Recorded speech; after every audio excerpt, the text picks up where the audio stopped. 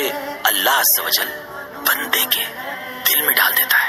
علم نور ہے، علم نور ہے، علم نور ہے، علم نور ہے۔ چلو چلو سمیٹ لو، برس رہا ہے دیکھ لو، چلو چلو سمیٹ لو، برس رہا ہے دیکھ لو، یہ نور علم و عشق کا نہ خالی ہاتھ تم رہو۔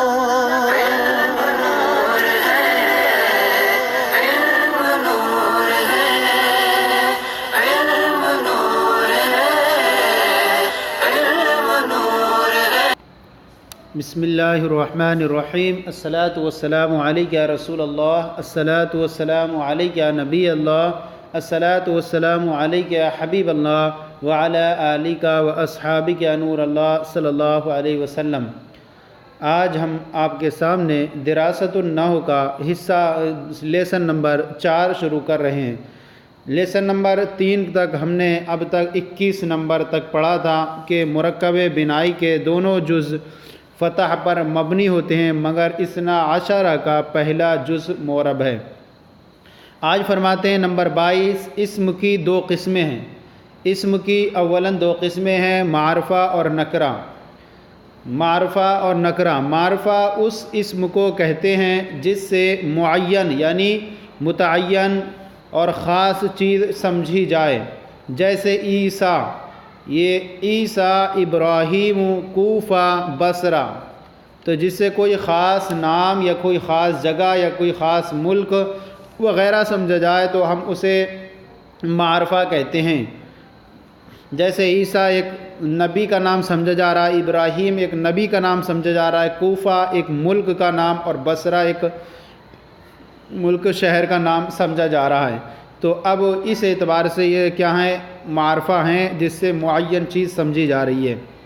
اور نکرہ اس اسم کو کہتے ہیں جس سے معین چیز نہ سمجھی جائے، یعنی انگلش کے اندر ایک ہوتا ہے پراپر ناؤن اور ایک ہوتا ہے کامن ناؤن۔ کامن ناؤن نکرہ کو بولتے ہیں، پراپر ناؤن اس میں معرفہ کو بولتے ہیں۔ نکرہ اس اسم کو کہتے ہیں جس سے معین چیز نہ سمجھی جائے، جیسے رجل مرد، آدمی، کوئی مرد، اب یہ کوئی مرد کوئی ہو سکتا ہے، اس سے کوئی معین آدمی مراد نہیں ہے۔ فرسن کوئی گھوڑا، تو اس سے بھی کوئی خاص چیز نہیں سمجھی جا رہی، کوئی خاص گھوڑا وغیرہ۔ نکرہ کی علامت اردو میں یہ ہے کہ اس کے شروع میں کوئی لگانا صحیح ہو، یعنی نکرہ کا جب ترجمہ کرتے ہیں تو اس کے شروع میں کوئی کچھ ایک وغیرہ کا اردو میں ذکر کرتے ہیں نکرہ کے لیے، اور معرفہ کے شروع میں کچھ بھی نہیں لگاتے، نہ کوئی نہ کچھ۔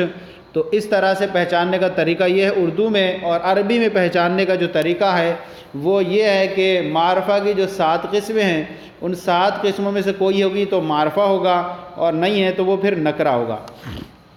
فرماتے ہیں نمبر 23، معرفہ کی 7 قسمیں۔ اول ضمیر۔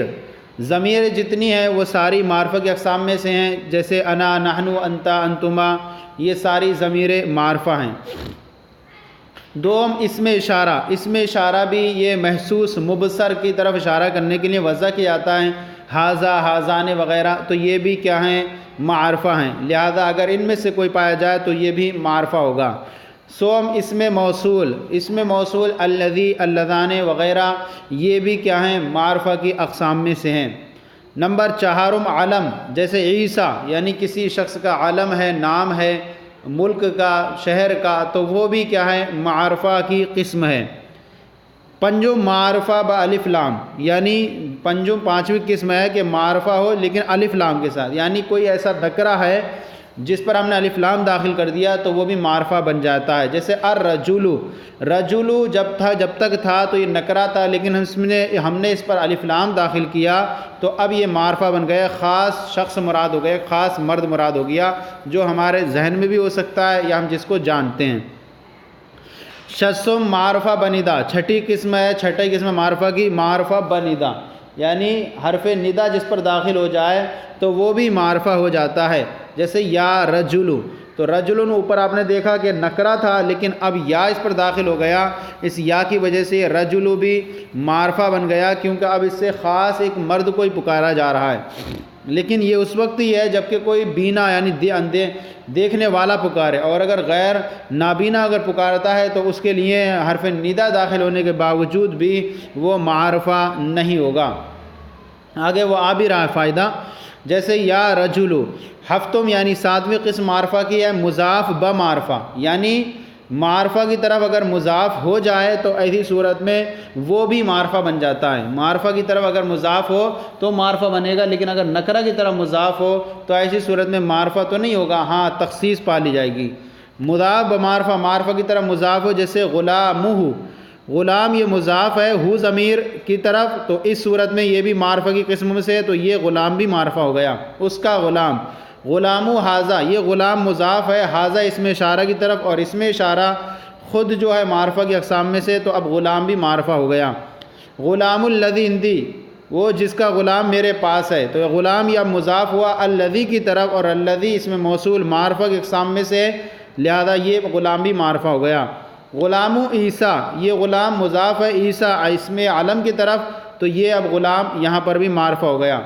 غلام اخت الرجل، غلام اخت الرجل، غلام مرد کی بہن کا غلام، یہاں پر جو ہے مضاف ہے معرب باللام کی طرف، 5 معرفہ بالف لام کی طرف مضاف ہے، تو ایسی صورت میں یہ بھی جو ہے غلام بھی معرفہ ہو گیا۔ تو یہ ہے کہ جب معرفہ یعنی کسی ایک کی طرف مضاف ہو جائے تو ایسی صورت میں یہ بھی کیا ہے، پہلے والے بھی معرفہ بن جاتے ہیں۔ یہ معرفہ کی جو 7 قسم ہوئی، اب اس کے بعد فرماتے ہیں فائدہ، ندا سے یعنی حرف ندا سے اگر تعیین کا قصد نہ ہو، کسی کو متعین کرنا مقصود نہ ہو تو منادا معرفہ نہ ہوگا۔ جیسے اندھا پکارے یا رجلاً خذ بیدی، اے کوئی مرد میرا ہاتھ پکڑ لے، تو یہاں دیکھیں کہ یا رجلاً یہ جو ہے منادا نہیں ہوا، اور منادا کی پہچان یہ جب منادا ہو جائے گا تو معرفہ ہو جائے گا، اور منادا معرفہ ضمے پر مبنی ہوتا ہے، تو یہاں دیکھیے ضمہ نہیں ہے اس پر، اس سے ویسے یہ نکرہ ہی رہ گیا۔ جیسے آپ دیکھیں کہ یہاں رجلو یہ منادا معرفہ ہو گیا کیونکہ یہاں متعین ایک شخص مراد ہو گیا، اور یہاں اندھا جو پکار رہا ہے، اندھا جس کو بھی پکارے اس کے لیے وہ ہر ایک آدمی غیر معین ہی رہتا ہے، اس لیے یہ اندھے کے پکارنے کے وقت یہ رجلاً نکرہ ہی رہے گا۔ یوں ہی جب اضافت لفظیہ ہو تو مضاف معرفہ نہ ہوگا، جیسے حسن الوجہ، انہوں نے فرمایا کہ مضاف معرفہ ہو جاتا ہے لیکن مضاف ہو معرفہ کی جانب، تو اب یہاں احتمال ہو رہا تھا کہ وجہ کی طرح مضاف ہوا تو یہ معرفہ ہو گیا، تو فرماتے ہیں یہاں اضافت لفظیہ ہے، اور اضافت لفظیہ میں مضاف معرفہ نہیں ہوتا ہے، تو ایسی صورت میں یہ حسن الوجہ، یہ حسن یہ معرفہ نہیں ہوگا، اگرچہ الوجہ الف لام اس پر داخل ہے، لیکن چونکہ یہاں اضافت لفظیہ ہے۔ نمبر 24، اسم کی 2 قسمیں ہیں، مذکر اور مؤنث۔ مذکر یعنی جسے میل، اور مؤنث یعنی فیمیل۔ مذکر اس اسم کو کہتے ہیں جس میں علامت تانیث نہ ہو، یعنی مؤنث کی کوئی علامت نہ ہو، جیسے رجلن، رجلن مرد۔ اب جب مؤنث کی جب علامت 4 آپ دیکھ لیں، مؤنث کی علامتیں آ رہی ہیں، ان میں سے کوئی علامت نہیں ہے تو آپ کو فوراً حکم لگا دیں کہ یہ مذکر ہے۔ مؤنث اس اسم کو کہتے ہیں جس میں علامت تانیث ہو، جیسے امرأتن عورت، اس میں علامت تانیث تا ہیں۔ اب بیان فرما رہے ہیں کہ مؤنث کی علامتیں 4 ہیں، علامت تانیث 4 ہیں، ان میں سے اگر ہو تو مؤنث ہوگا، نہ ہو تو پھر وہ مذکر ہوگا۔ نمبر 1 پہلی ہے تائے متحرکہ، جو وقف کی حالت میں ہا بن جاتی ہے، وقف جب ہم کریں گے تو وہ ہا بن جاتی ہے، جیسے طلحتو، یہ طلحتو میں جو تا ہے یہ پہلی ہے تائے متحرکہ ہے، وقف کی حالت میں مؤنث ہو جائے گی تو یہ پہلی قسم ہوئی، پہلی علامت ہوئی، جیسے فاطمتو، فاطمہ ہو جاتا ہے، تو یہ جو ہے علامت تانیث تا۔ دوسری ہے علامت تانیث الف مقصورہ زائدہ، الف مقصورہ زائدہ، جیسے حبلہ، حبلہ الف مقصورہ ہے اس کے آخر میں اور زائدہ ہے، تو یہ بھی علامت تانیث ہے، لہٰذا کسی کلمے کے اندر اگر اس طرح سے کوئی پایا جاتا ہے تو وہ بھی مؤنث ہوگا۔ تیسری ہے الف ممدودہ، الف ممدودہ، ان سب کی تعریف آگے آ رہی ہے۔ الف ممدودہ جس کے بعد حمزہ زائد ہو، جس کے بعد حمزہ زائد ہو، جیسے ہمراؤ، ہمراؤ یہ حمزہ زائد ہے، تو اس سے وزن پر جو بھی آ جائے تو وہ بھی کیا ہوگا، علامت تانیث ہونے کی وجہ سے وہ بھی مؤنث ہوگا۔ چوتھی ہے تائے مقدرہ، یعنی تائے مقدرہ اس کے اندر لفظاً تو تا نہیں دکھتی لیکن پوشیدہ ہوتی ہے، وہ بھی مؤنث شمار ہوتا ہے. جیسے اردن، کہ اردن اس کے اندر تا نظر نہیں آ رہی ہے لیکن یہ بھی مؤنث ہے، کیونکہ اصل میں یہ اردتن تھا، اردتن تھا. اور دلیل کیا ہے؟ اس لیے کہ اردن کی جو تصغیر ہے وہ ارائدتن ہے، اور ارائدتن کے اندر آپ دیکھیں کہ یہاں تا نظر آ رہی ہے. اور قاعدہ یہ ہے کہ تصغیر میں اسم کے سب حرف ظاہر ہو جاتے ہیں. تو یہاں جب اردن میں ہم نے جب پہچان کری تو اس کی ہم جب تصغیر لائے تو تصغیر میں تا ظاہر ہو گئی، تو پتہ چلا کہ اردن جو ہے یہ اصل میں مؤنث، اس کے اندر تا مقدر ہیں. تو علامت تانیث 4 ہوئی. تائے متحرکہ جو وقفی کی حالت میں ہا ہو جاتی ہے، الف مقصورہ، الف ممدودہ اور وہ تائے مقدرہ. ان میں سے اگر کوئی علامت پائی جائے تو وہ مؤنث ہوگا اور نہ پائی جائے تو پھر وہ مذکر ہوگا. فرماتے ہیں جس مؤنث میں تا مقدرہ، اب جس مؤنث میں تا مقدرہ اس کو مؤنث سماعی اور مؤنث معنوی بھی کہتے ہیں. مزید بیان فرماتے ہیں نمبر 25، الف مکسورہ اس الف کو کہتے ہیں جو اسم کے آخر میں ہو اور اس کے بعد حمزہ نہ ہو، یعنی اسم کے آخر میں ہو اور اس کے بعد حمزہ نہ ہو. اور جیسے آپ دیکھ رہے ہیں کہ حبلہ میں الف مکسورہ آخر میں ہے اور اس کے بعد کوئی حمزہ نہیں. اور الف ممدودہ اس الف کو کہتے ہیں جو اسم کے آخر میں ہو اور اس کے بعد حمزہ ہو، جیسے حمراء کہ الف کے بعد ہے اور اس کے آخر میں ہے، الف کے بعد ہے، الف کے بعد ہے اور آخر میں حمزہ ہے، تو الف ممدودہ اسے کہیں گے. نمبر 26، اسم کی 3 قسمیں ہیں، واحد، تثنیہ، جمع. یعنی واحد سنگولر، اور انگلش کے اندر تثنیہ نہیں آتا ہے، تثنیہ، اور عربی کے اندر جمع واحد تثنیہ آتا ہے، اور انگلش کے اندر جمع کہتے ہیں پلورل. واحد تثنیہ جمع، واحد اس اسم کو کہتے ہیں جو ایک پر دلالت، ایک ذات، ایک شخص، ایک چیز پر دلالت کرے تو ہم اس کو واحد کہیں گے. جیسے رجل، ایک مرد. یہ آپ اس کے جو طریقے ہیں بنانے کے، وہ طریقے بھی آپ نحو کی بڑی کتابوں میں اور آپ نحمیر وغیرہ میں پڑھیں گے. جیسے رجل، ایک مرد. تثنیہ اس اسم کو کہتے ہیں جو واحد کے آخر میں الف اور نون مکسور یا یائے ما قبل مفتوح اور نون مکسور لگانے سے بنا ہو اور بنا ہو اور دو واحد پر دلالت کرے، اور دو واحد پر دلالت کریں یعنی دو واحد یعنی دو ہو جائیں گے، دو چیزوں پر دلالت کریں. کیا اس کا بنانے کا طریقہ کہ واحد کے آخر میں الف اور نون مکسور یا ما قبل مفتوح اور نون مکسور لگانے سے بنا ہو. جیسے رجلان اور رجلین. آسان طریقہ یہ ہے کہ آخر میں جو رجل ہے واحد ہوتا ہے، اس واحد کے آخر میں الف بڑھا دیں اور آنی بڑھا دیں، نون مکسور بڑھا دیں، الف بڑھا دیں اور نون مکسور بڑھا دیں، اور تنوین ہے تو وہ تو ہٹ جائے گی.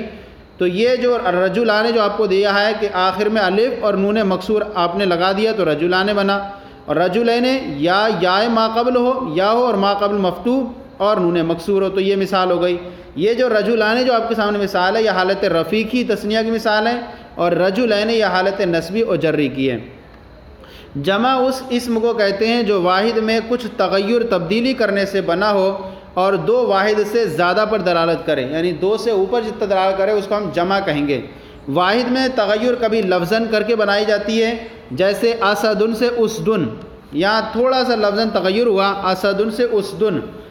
اسدن یہ تغیر ہوا کہ پہلے اسد پہ فتح تھا، اب حمزہ پر جو ہے ضمہ آ گیا، تو یہ واحد میں کوئی تغیر کر کے بنائی جاتی ہے. اور کبھی تقدیراً جمع ہوتی ہے. پتہ کیسے چلتا ہے؟ جیسے فلکن کہ یہ قفلن کے وزن پر واحد ہے اور اسدن کے وزن پر جمع، یعنی یہ قفلن یہ واحد، جیسے فلکن یہ واحد بھی ہے اور جمع بھی ہے. اب پہچانیں گے کیسے؟ یہ ہے کہ جب فلکن یہ قفلن کے وزن پر ہو تو ہم کہیں گے واحد ہے، اور اسدن کے وزن پر ہو تو اس کو ہم جمع مانیں گے. جب یہاں ذکر کیا جائے گا کہیں پر تو وہاں پر یہی کہہ کر کہیں گے کہ اسدن کے وزن پر یہ جمع ہے. اب اس کے آگے جو آ رہا ہے بیان یہ تفصیلی بیان ہے، انشاءاللہ اگلے سبق میں آپ کے سامنے بیان کریں گے.